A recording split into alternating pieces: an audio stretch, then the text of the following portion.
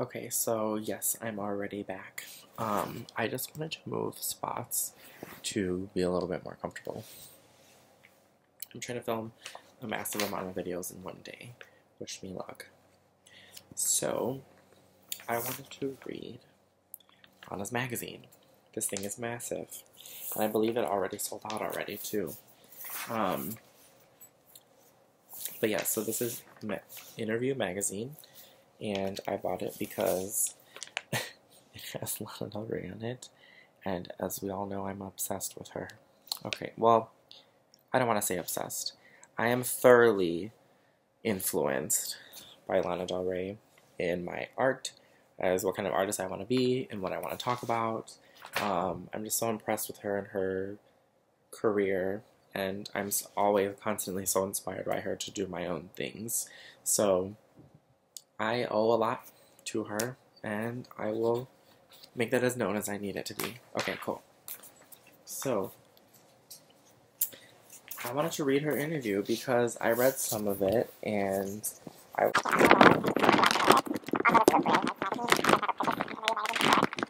can tell kind of massive.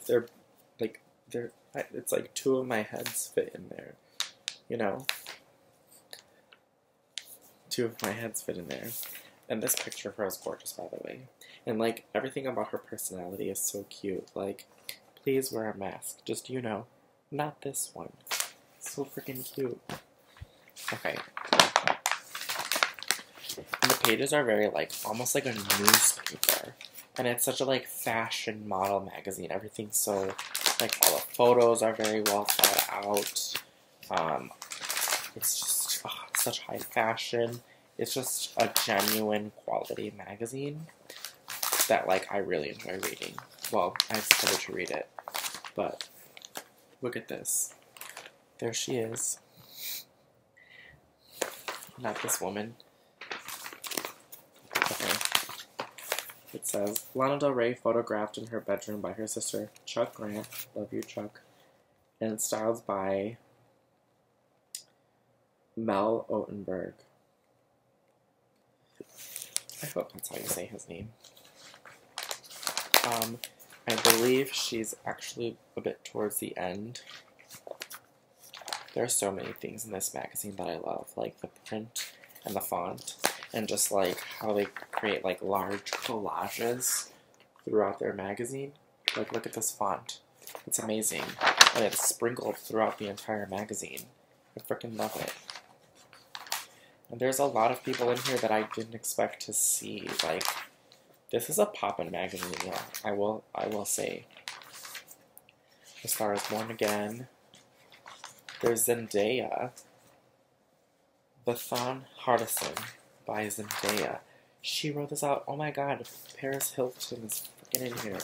And she looks amazing. Freaking Paris Hilton. An icon. Like a literal icon. Like, look at this, y'all. Just pictures of her. And this whole aesthetic is so freaking cute. I love it. I love it so much. Sorry. And, like, this is so freaking hot. The aesthetic of this, the photo of it.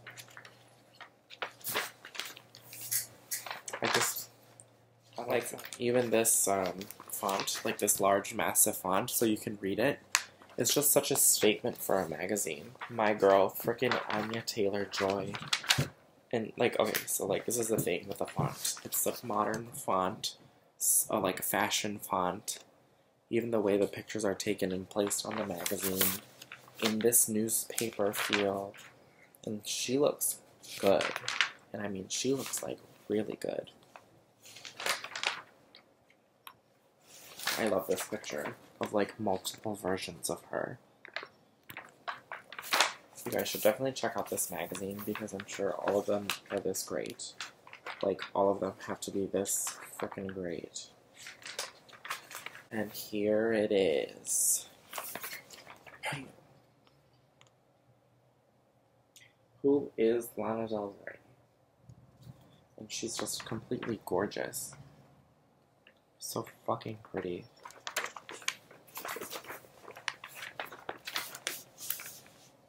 Almost a decade into her career, the answer, as elusive as the artist herself, is beginning to crystallize. See, she's just beginning in her art.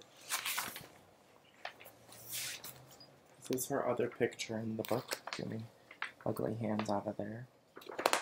And this is already the interview, so I will oh shit. I lost the page. Okay. This is a long interview, actually. So, Lana's own earrings. She was previously in a Gucci coat. Oh, in the first page. Yeah, that's nice. Okay. So this says, it's like a little bio. We're going to play Miss Violet.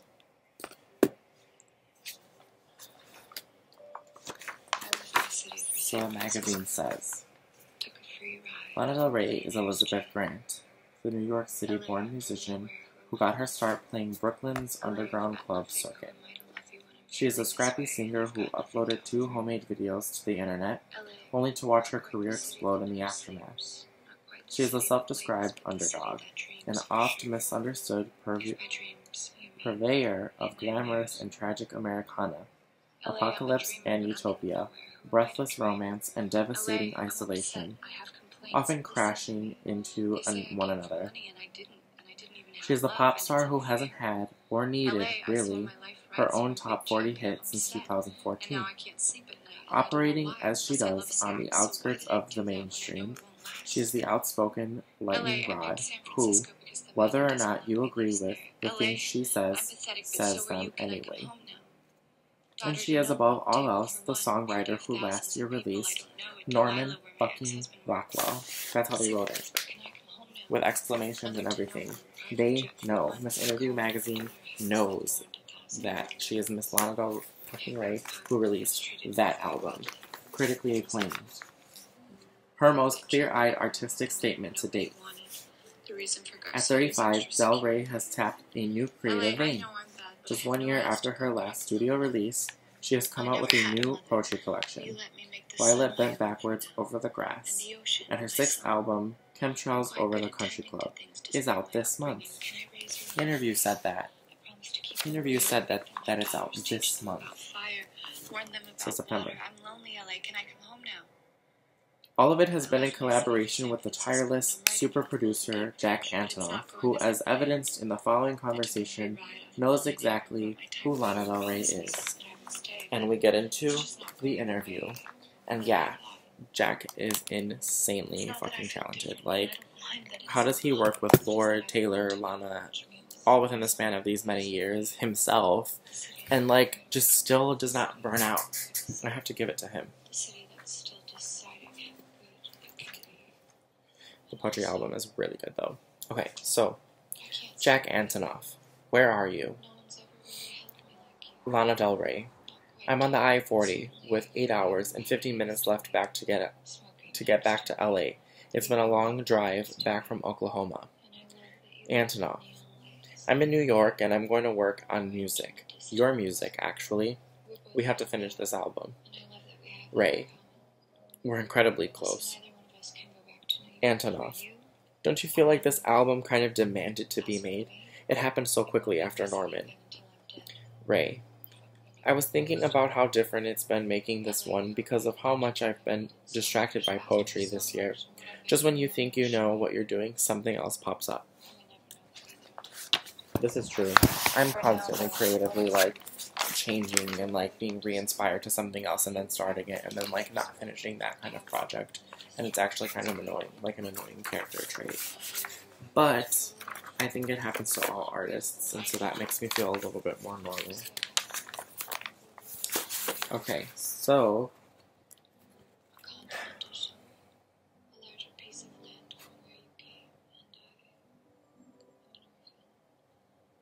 Antonoff said, does writing poetry remind you of when you were younger and you said, okay, I'm a singer, I'm a songwriter?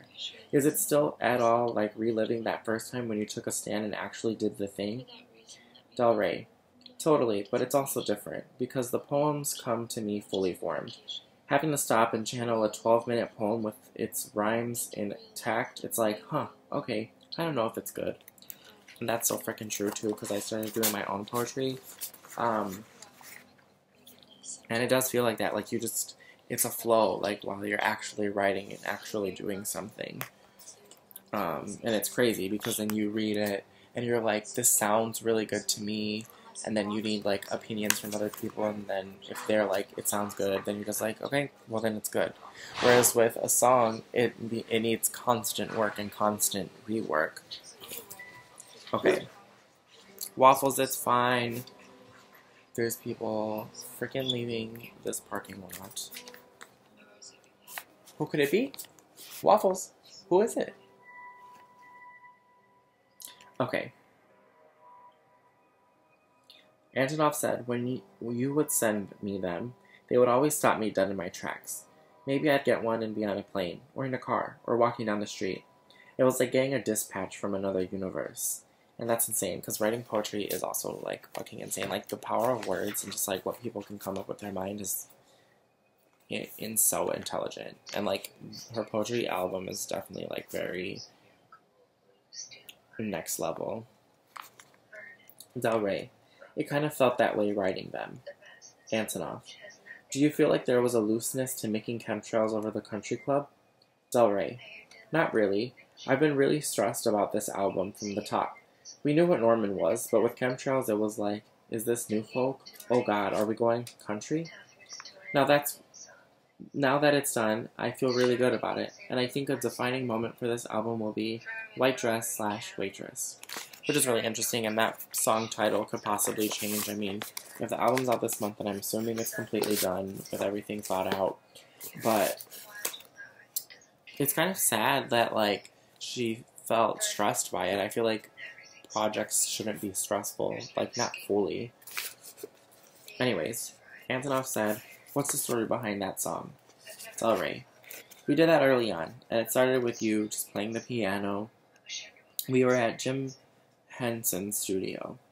Antonov. Being watched over by a giant Kermit. Del Rey. Oh my god, I know. I love that.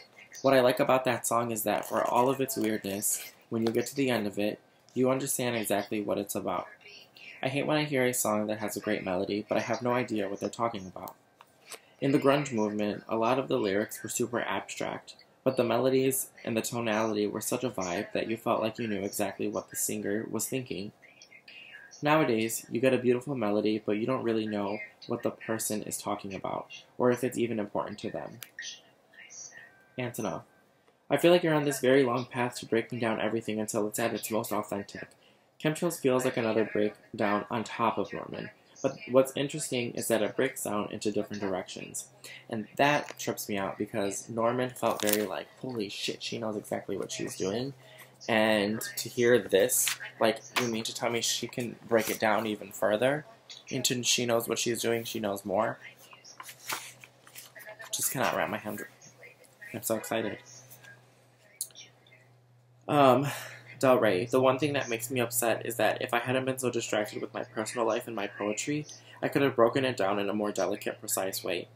I guess the way I could have done it that is just by adding one more defining song to it. Right now, it's really, really good, but I don't know if it's perfect, and that really bothers me. I think I need to add that song, Dealer, where I'm just screaming my head off. People don't know what it sounds like when I yell, and I do yell.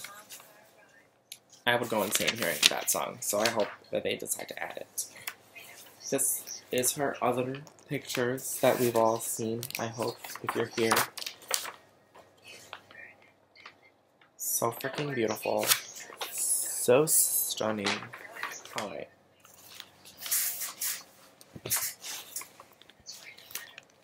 There's been existential panic for a long time, but people haven't been paying attention to it because they've been too busy buying shoes. I did read most of this interview previously, but I wanted the actual copy of it. And, you know, it's crazy to me how similar I actually think to this woman. Because while in quarantine, I've definitely felt like, holy shit, this is life and we're stuck, and it just makes you think about a lot of things. It really makes you think about a lot of things in your life. And I had my, artistic breakthrough during this time because I thought everything out. I was able to literally sit there. I had no choice. It was forcefully, and it wasn't like a good push, but it was a push. And I feel in a much better place now, in a much better standing of knowing what kind of artist I am, person, how I deal with my relationships and my friendships and my family ships and all that kind of stuff. A lot of that quarantine makes you think about. It's overwhelming. But then once you get your like hand around it, you can navigate it better. Okay, so anyways, she talks about things like that in this interview. So Antonov said, will you talk about Joan Baez and your feelings about her? Del Rey. On the last tour, we went to Berkeley, and I just really wanted to do Diamonds and Rust with Joan, and she was kind enough to accommodate me. Nobody necessarily wants to show up to do a giant show for 15,000 kids at Berkeley, but she told me that if I drive out 80 miles from Berkeley, then we could practice at her kitchen table, and if it was good practice, she would do it.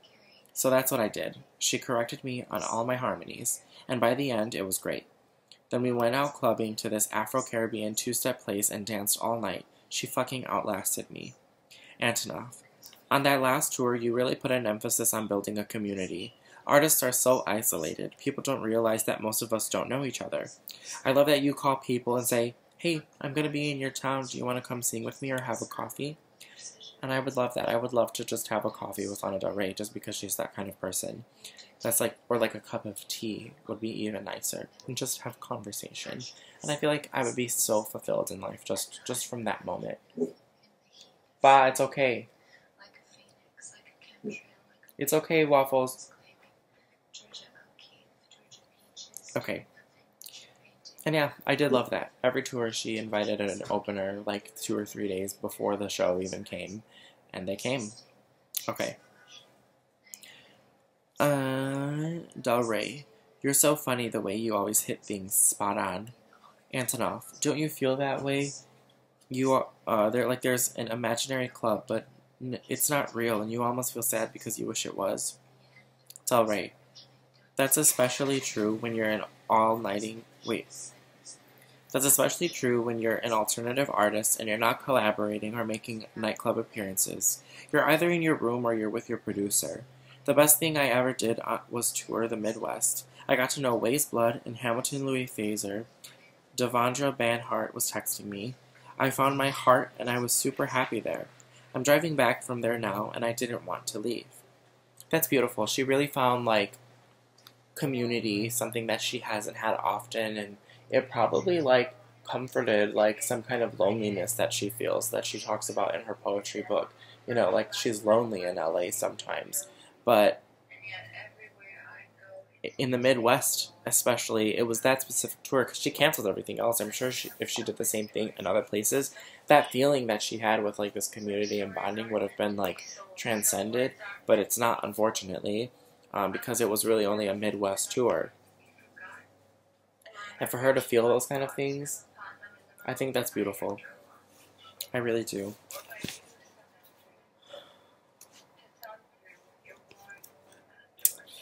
Antonov, do you feel like you're ever going to leave LA? It's alright. I guess I can't because I have all the animals and I have family. I don't know if I'll do this drive again in a hot minute. The fact that you can be in Kansas in 2 hours by plane is amazing. Being quicker anywhere by plane is amazing. Antonov, with Violet, I feel like you're mourning a piece of LA. Sometimes literally, sometimes in feeling and tone. Then coupled with chemtrails, it's like you're starting to talk about all these new places and slowly planting little flags and creating little emotional homes in other parts of America. Obviously, I'm here for it, but it does make me wonder if you're going to be making records in Tucson or Tulsa next year. Del Rey. It's funny the record was Midwestern sounding before I even went to the Midwest. What's interesting about having a true muse, and it sounds kind of ridiculous, is that you're at the whim of it. When I'm singing about Arkansas, even I'm wondering why, the one way I would describe the Midwest, Oklahoma in particular, is that it's not cooked or oversaturated, and there's still space to catch that white lightning. I like that. That's a really good description, Miss Ray, Miss Grant. Antonov. That's why I love Jersey so much. It gives you space to be bored out of your mind, and if you let yourself get bored, you might just think of something great. That's so true. That's so true. Del Rey, 100%. She's so funny because she, like, it's just like, okay. Antonov, before I met you, I thought you'd be the opposite of what you are. I'm trying to think of the best way to describe it. Del Rey, you were probably surprised that I actually write. I guess that's how I would describe it. I really write. Poems and music. Sometimes I miss the mark, but I know what I'm going for. That's why I really like hip-hop. Okay, I can see that. Antonov, I remember you listening to some of the hardest stuff in your room. I think the best part of really feeling something that someone else does is that it inspires you not to mimic them, but to do you with chemtrails. Do you feel like you're revisiting the past? Del Rey, not so much where I've been, but more like where I'm going. It makes me anxious listening to it because I know it's going to be a hard road to get to where I want to be, to do what I want to do. A lot of what's going to involve writing classes and being uncomfortable in new places with not many friends, and raising my dogs and my cats and my chickens alone. It's going to be work. I hear chemtrails and I think, work. But I also think of my stunning girlfriends, who so much of the album is about, and my beautiful siblings. Chemtrails is the title track because it mentions them all, and it mentions wanting so much to be normal, and realizing that when you have an overactive, eccentric mind, a record like Chemtrails is just what you're going to get. Wow. Holy shit, okay. That's a lot in a moment there. Antonov. So many people bring a confidence to the table that is actually destructive to the work. Del Rey. And yet that's also often true. I know some women who put on a real front. The one thing I have to learn from other people is how to be happy, and everyone has different ideas about how to do that, and how to keep a lightness in the songs. The one thing that I know that I can do regardless of where I'm at in my process is make a beautiful melody. I don't really care if you mush an amazing life story into an alternative record. If the melodies don't stun me, I kind of don't care. I think it's interesting if you're yelling and shouting and talking about where you're going and what it's been like, but to me, that's not a record. That's a therapy session. Bitch is writing poetry even in her language. I love her. I feel like a little bit of that was shade, though. Okay, so Antonov, you could have a great idea for something, but if you can't find a beautiful melody, then maybe it's just a podcast. Del Rey, and that's where the poetry comes in. It's a diary you should read for Audible or something. Antonov, do you know what my favorite line in Violet is? You say this thing about how you can go to the beach with your girlfriends and they don't know that you're crazy. You say, I can do that.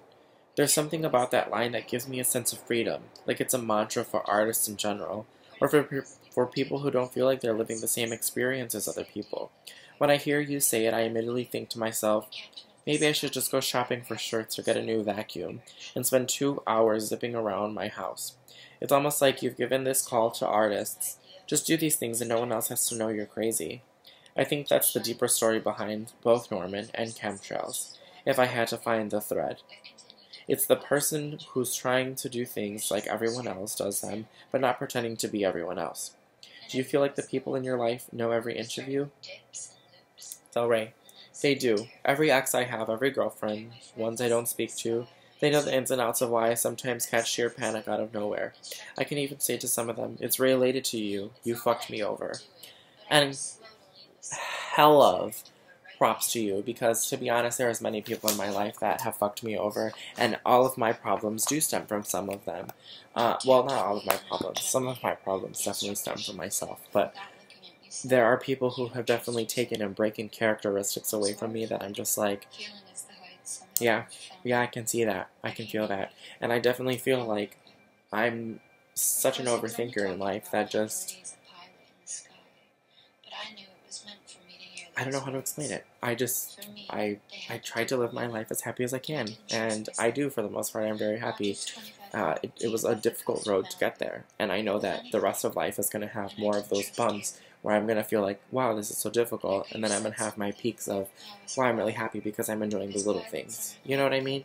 And she can do that. She can go hang out with her friends and talk to, sorry, it's kind of hard to, like, pay attention to this and this. I'm not a great multitasker, but yeah, I definitely resonate with what they're talking about and what they're saying, and she does talk about it in the poetry book. She does. And it's really sad that there are things like this that she feels this intensely, and I know that she overthinks all of them. Maybe it is an artistic thing, but she's definitely spoken out to me, and I definitely resonate. Okay. Antonov said, "Do you say that?" And Del Rey said, "Yeah, I'll say, today was a bad day and it's because of you, and I don't even know you anymore. I don't necessarily think that there's much value in doing that. It's just what's true. I don't ever feel bad for saying to someone, I'm having a panic attack because of what you've done. That's black belt life, like 3.0. Good for her, because I have not reached that level in my life. What's insane is that the pandemic has brought up all these mental health crises and domestic crises that were always there, that I always sing about, that people had so much to say about in terms of, she's just feigning emotional fragility. And it's like, well, not really. You're feigning emotional togetherness, despite the fact that you're a whack job Monday through Friday. Oh my God, she's dragging culture. It's true, culture is not going to be the same anymore after COVID is gone. There's a lot of things that we've all had to sit and deal with and choose and figure them out. And there aren't things that we normally do because we're so distracted by life and we're living our life Monday through Friday with our job. And then we come home, we do things, and we don't sit there and think about our life. We don't think about ourselves. We don't think about the people in our lives that matter. And we have to. We have no choice to. You know, we should be. We're all people. We should all be thinking of each other and their lives and interested in their lives. And that's why, like, technology is a little interesting because it kind of interferes with that as well. And there's a balance between everything. It's, like, difficult for me to even work in life or, like, take things as seriously as I used to because I feel like I've grown to know, like, the things that matter in life are the small things, and those are the things that are going to make you happy. The fact that I'm in my own place, and I have control of my own life, and I'm with a great partner, and I have great friends, and I have a beautiful family, like, those are all little things that are important to matter, and those relationships matter to me. And so, when I think about things like, wow, I really have to go to this job to make money to pay things, it's just like, who created that system? Who created that system? Because if we really all wanted to just be genuinely happy beings, and I mean, we can do this, we can do our work, and we can balance our life, and still have this sense of fulfillment, but why was life created that way? I mean, at least why is our culture, specifically in America, the way that it is? And a lot of people can't handle it. Like, mentally, some people just can't handle it the way that life is. So, because it's fucked up. And she recognizes all of this that I think about, and that's crazy to me. Anyways, Antonov said, a whack job Monday through Friday is very good. I think the pandemic has done this weird thing. It's not necessarily interesting what you choose to do with your time when life is taken away, when you can't go outside. It's interesting what you choose to do with your time when everyone's outside having a good time and you choose to shut yourself away and write. Del Rey, right. Antonov, do you feel like you're doing okay because you're sort of always in touch with some sort of underbelly? Del Rey, I don't feel like I'm doing okay. I just know that I was always right. Interesting. So I wonder if she's, like, seen this way of life for a long time and just people, well, obviously people aren't recognizing it and what she's trying to say because people, wow, she's very, like, she has a very, like, high thought-standing process. Okay. Nothing. Controllable sobbing. I love the poetry book. Okay, so, Del Rey. I subscribe to the idea that what's going on in the macrocosm, whether it be in the presidency or a virus that keeps us isolated, is a reflection of what's going on in the individual home and inside bedrooms of what people ultimately talk about. I think there's been existential panic for a long time, but people haven't been paying attention to it because they've been busy buying shoes. That's true. There's a lot of things going on all the time that people don't recognize. The whole Black Lives Matter movement, it's really important. And people weren't taking it as seriously before because of the lives they were living and they found other things too important. Well, guess what?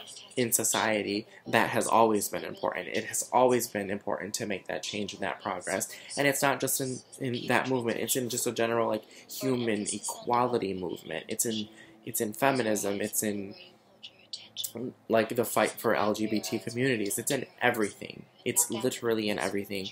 And unfortunately, like, we live in a society, in a world where black people have been oppressed for so fucking long that their culture has gotten used to it or lived by it, and it's no more.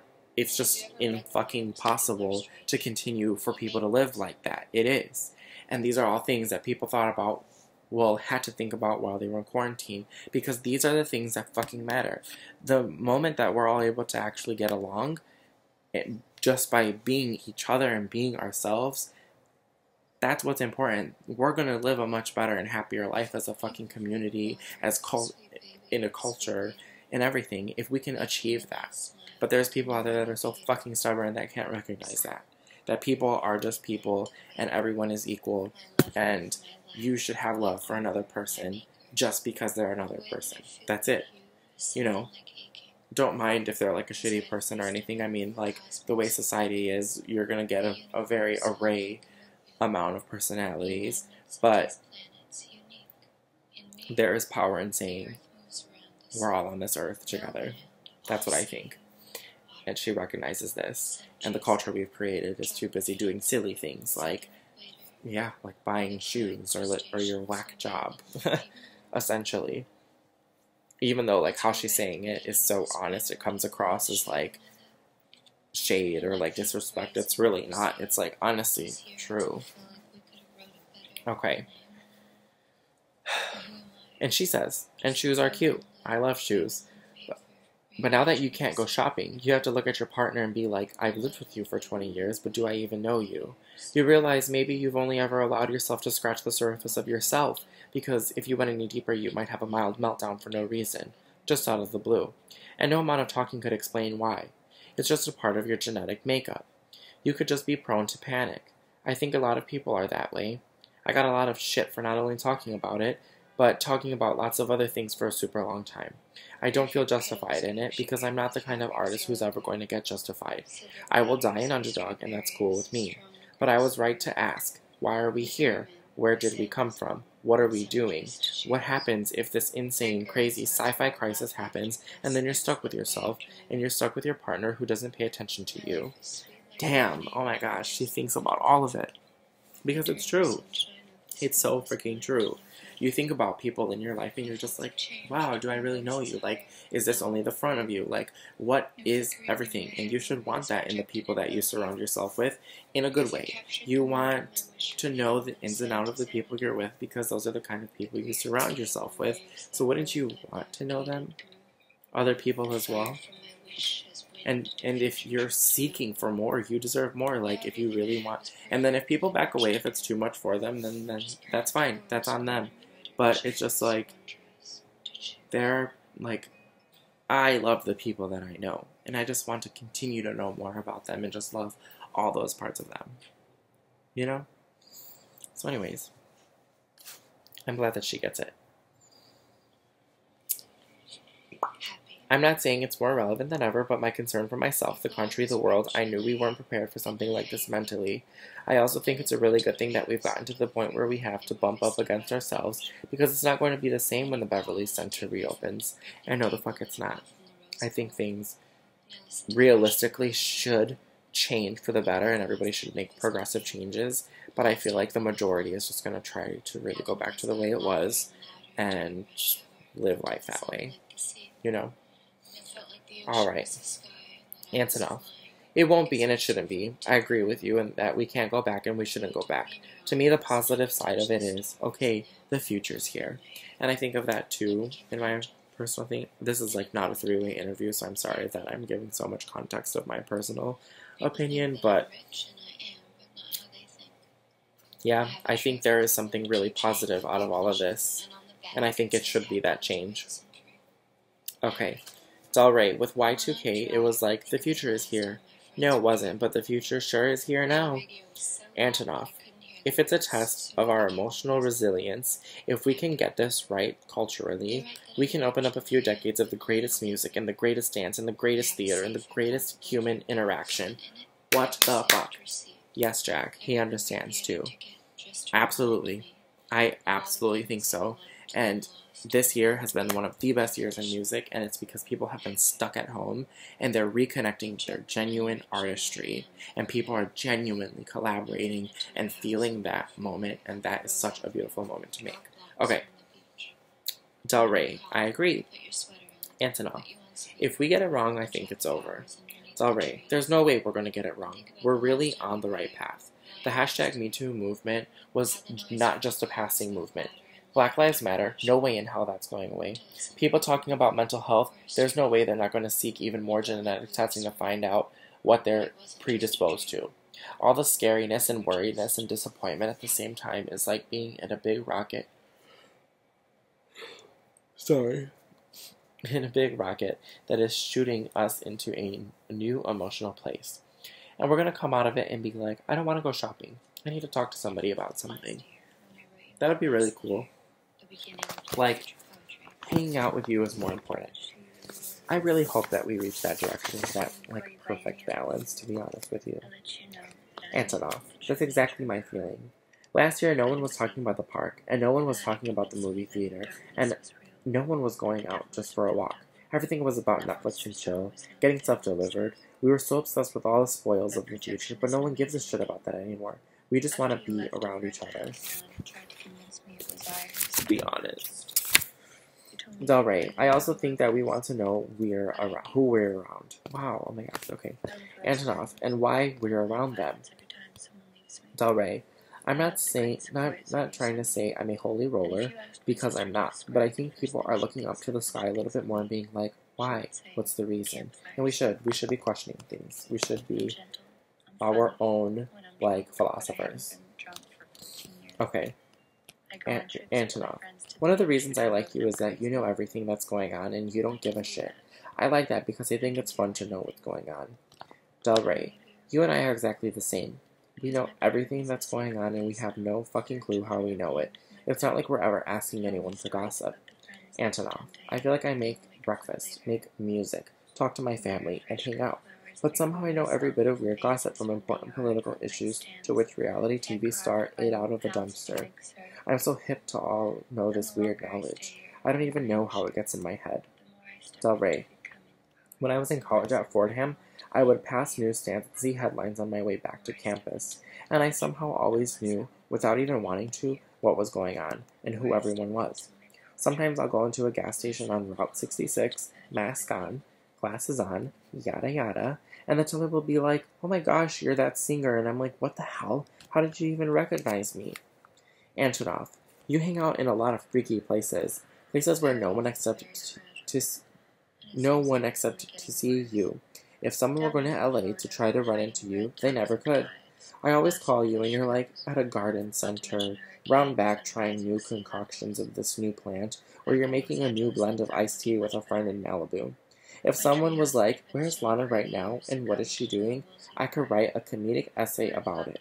It's always shocking to me. You're really a citizen of the universe. I love that. A citizen of the universe. That's what I want to be. Del Rey, you've got to get into the grind. I'm always on the grind. I'm at a weird bar, a weird dance club. I'm in Oklahoma. I'm at a meeting in Skid Row. I just want to know. I just want to know what's up. Beautiful. That was the interview, guys. Thank you for listening to my nonsense, and if you think her interview was nonsense as well, she looks so good. I love that she is also getting a little bit fuller. I just love her. I feel like conversations like this definitely make me appreciate her as an artist because it helps me know her a lot more. Ooh, Lenny Kravitz. What a good picture. What a good ending to this magazine here. But yeah, thank you guys for listening. Sorry about my nonsense. I get a little bit very interested and I'm very in tune with my thoughts and my my person and stuff and my artistry and things like that. And she is definitely like a peak in my inspiration. So thank you again for watching. Please like, subscribe, and do all of that YouTube stuff if you want to hear more nonsense from me. I like to make a lot of music video reviews, so there's that. My social medias and handles will be down there if you want to see more of what I have to offer as a creative person too, or what exactly kind of art I make. Is mainly in Instagram and things like that. Sorry, I'm self-promoting, but I realize I have to get into it, if you will. So, thank you guys for watching, and I'll see you next time during a new video. Bye.